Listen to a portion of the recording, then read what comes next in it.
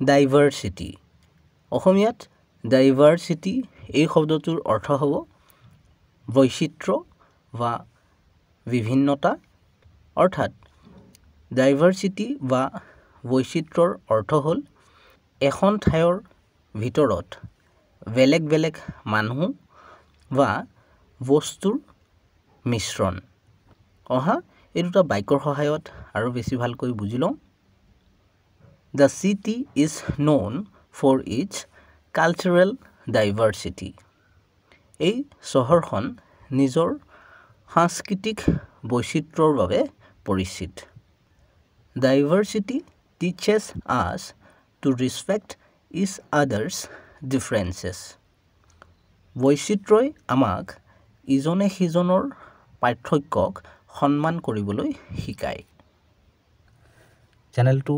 subscribe কৰি ল'বা কাৰণ এনে ধৰণৰ ভিডিঅ'বোৰ ইয়াতে পাই থাকিবা